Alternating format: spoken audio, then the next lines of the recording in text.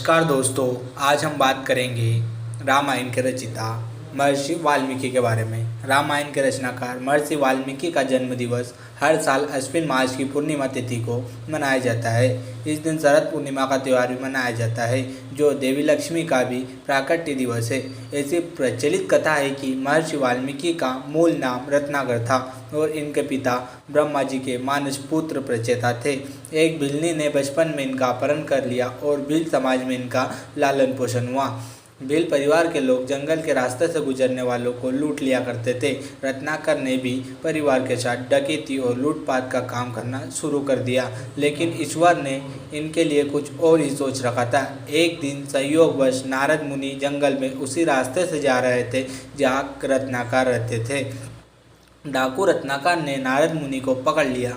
इस घटना के बाद डाकू रत्नाकर के जीवन में ऐसा बदलाव आया कि डाकू से महर्षि बन गए। दरअसल जब वाल्मीकि ने नारद मुनि को बंदी बनाया तो नारद मुनि ने कहा कि तुम जो यह पाप कर्म करके परिवार का लालन पोषण कर रहे हो, क्या उसके भागीदार तुम्हारे परिवार के लोग बनेंगे? जरा उनसे पूछ लो।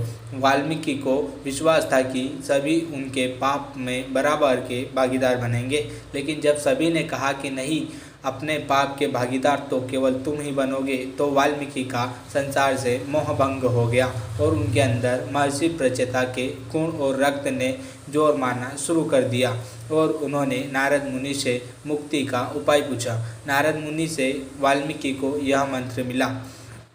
नारद मुनि ने रत्नाकर को राम नाम का मंत्र दिया। जीवन भर मारो काटो करने वाले रत्नाकर के मुँह से राम नाम निकल ही नहीं रहा था।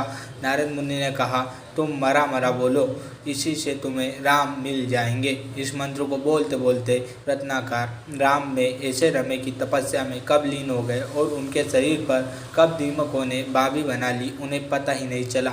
उनकी तपस्या से प्रसन्न होकर ब्रह्मा जी ने दर्शन किए और इनके शरीर पर लगे बांबी को देखा तो रत्नाकर को वाल्मीकि नाम दिया और इस नाम से प्रसिद्ध हुए। ब्रह्मा जी ने इन्हें रामायण की रचना करने के लिए प्रेरणा दी, लेकिन रत्नाकर को यह पता ही नहीं था कि वह किस से रामायण की रचना करेंगे। एक नदी तट पर सुबह पहुँचे तो क्रौंच पक्षियों के जोड़ों का प्रणय करते देखा।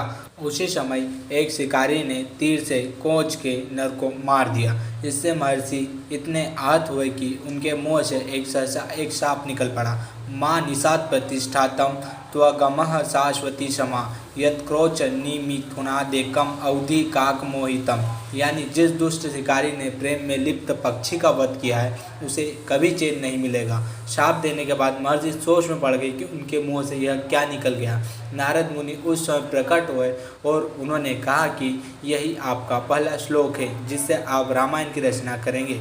महर्षि वाल्मीकि ने रामायण की रचना की। इन्हीं के आश्रम में देवी सीता ने अपने दोनों पुत्रों लव और कुश को जन्म दिया। इसका आश्रम आज भी नैनीताल के जिम कार्बेट नेशनल पार्क में स्थित है, जिसे सीतावनी के नाम से जाना जाता है।